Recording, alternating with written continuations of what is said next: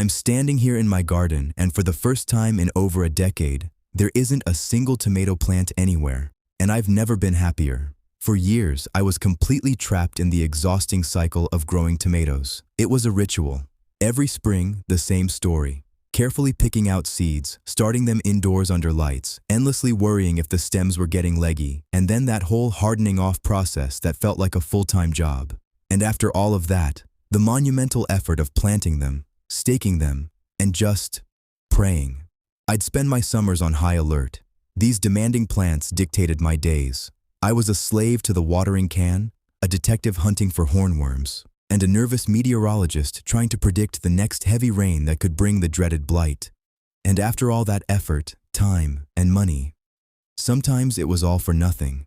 A few damp weeks, and those telltale spots of late blight would show up, turning my dream harvest into a nightmare of black, rotting fruit.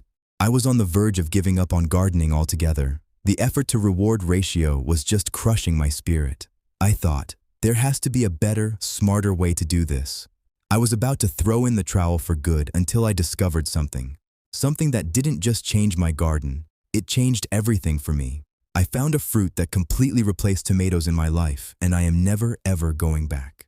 Before we get to the solution, we have to talk about the problem. I call it the tomato trap, but really, it's the annual planting trap. It's a cycle so many of us gardeners are stuck in, and it's a cycle that's been sold to us as the only way to garden. But I'm here to tell you, it's not. Think about it.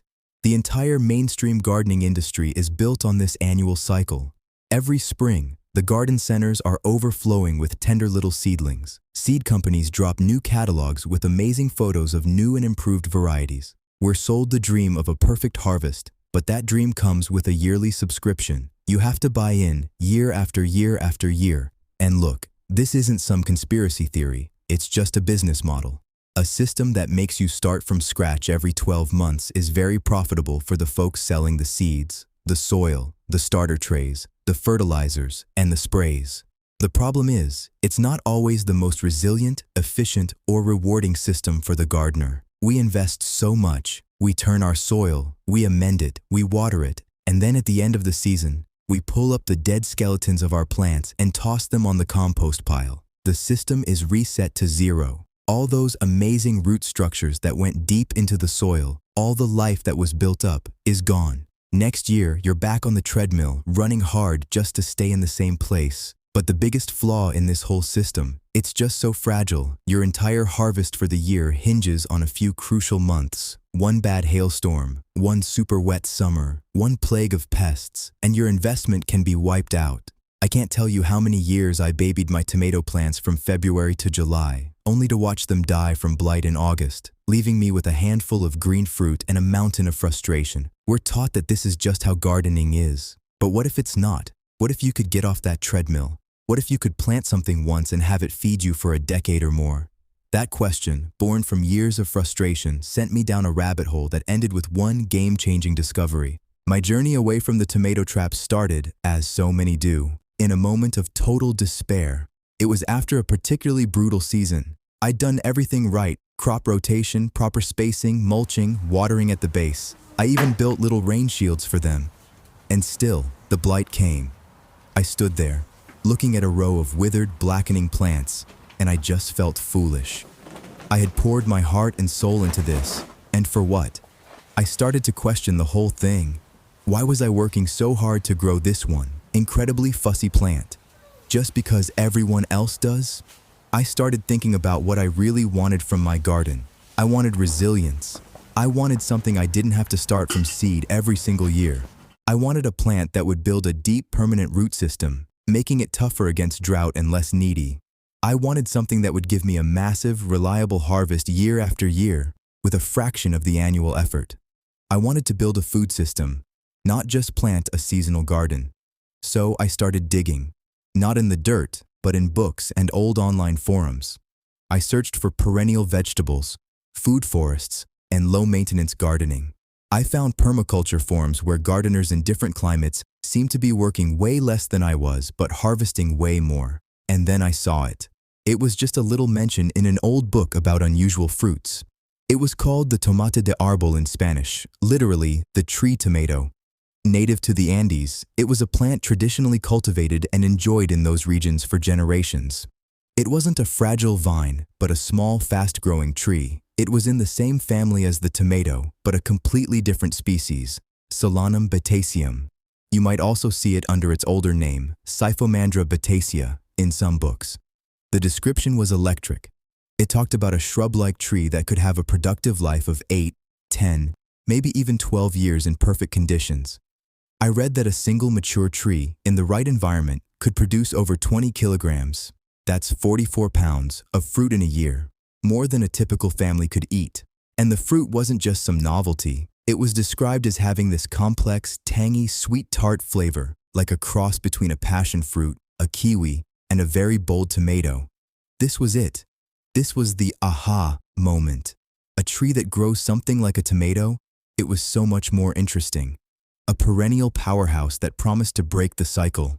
The name that was adopted for it, a name actually invented in New Zealand back in the 1960s to make it sound more exotic, was the tamarillo. Finding the tamarillo was one thing, growing it was another, but what I quickly learned is that for all its exotic history, this is an incredibly straightforward plant to have in your garden, as long as you get its basic needs. It has totally changed how I garden, and here's why. First and foremost, it's a perennial. This is the absolute game changer. You plant a tamarillo tree once, and it becomes a permanent member of your garden. They are incredibly fast growing. From a small plant, you can get a decent-sized shrub in a single season, and they can start fruiting in as little as 18 months to 2 years. For the next decade or so, this one plant will reward you. Imagine the work that saves. No more starting seeds in February. No more hardening off. You plant it once. That's it. So, how do you get one started? You can grow them from seed easily enough if you can find them, but the faster way is to start with a cutting or a small nursery plant, which often fruit sooner. When it comes to planting, the tamarillo has 3 simple rules. Rule 1. Protect it from strong wind. The branches can be a bit brittle, so planting it near a wall or a fence is ideal. Rule 2. It needs well-drained soil. This is non-negotiable. Tamarillo trees hate having wet feet, and sitting in soggy soil for too long can seriously damage or even kill them. Rule 3. It needs sun. Full sun is best, especially in cooler climates. Now, what about climate?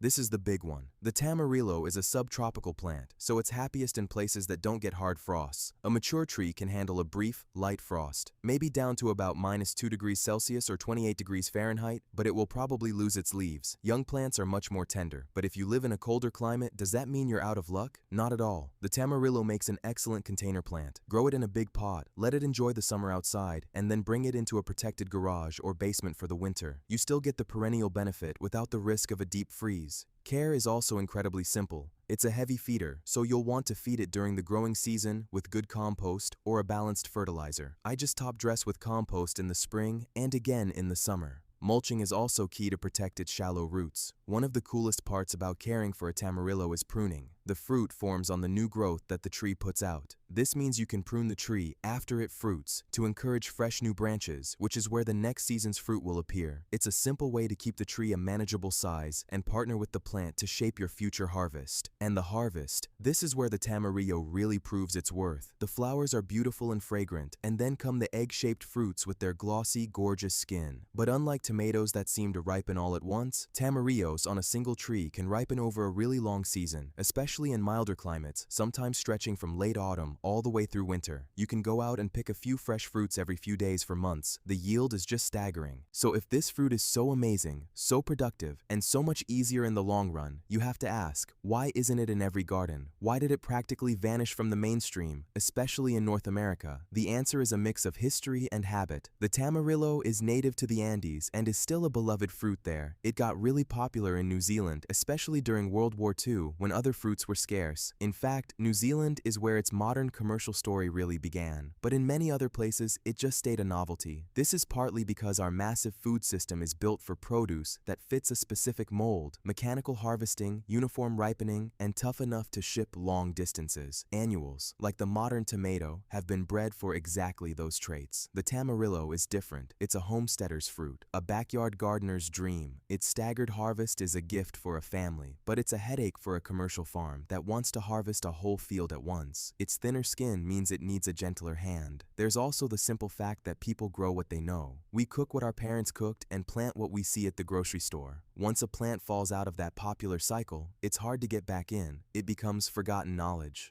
Big box stores won't stock a plant that customers don't ask for, and if they don't stock it, a new generation of gardeners never even knows it exists. This is the hidden cost of our standardized food system. We lose diversity and resilience. We lose incredible plants like the tamarillo that offer a smarter path. By choosing to grow a plant like this, you're not just planting a fruit, you're reclaiming a piece of that forgotten knowledge. You are voting for a more diverse food culture, right in your own backyard. When you grow a tamarillo, you're inviting a whole new world of flavor into your kitchen. The first question is always, what does it taste like? The red varieties have an intense, tangy, complex flavor. Think of a bold, low-acid tomato mixed with passion fruit and kiwi. The yellow and orange kinds are usually a bit milder and sweeter. The number one rule is that you don't eat the skin. It's bitter and tough. The best way to eat it fresh is to just slice it in half and scoop out the pulp with a spoon. It's an amazing snack, but its real superpower is its versatility. Anywhere you'd use a cooked tomato, you can use a tamarillo, and it will bring a depth of flavor that's truly special. It makes the most incredible sauces with a richness and tang that elevates everything. It's fantastic in chutneys and relishes. You can blend it into smoothies, roast it to serve with cheese, or even use it in desserts. I've made a seedless tamarillo jam that is one of the most delicious things I have ever tasted. Now let's tackle that big claim you sometimes see online. The idea that this fruit stores for 6 months. We need to be honest here. A fresh tamarillo will not last for 6 months on your countertop.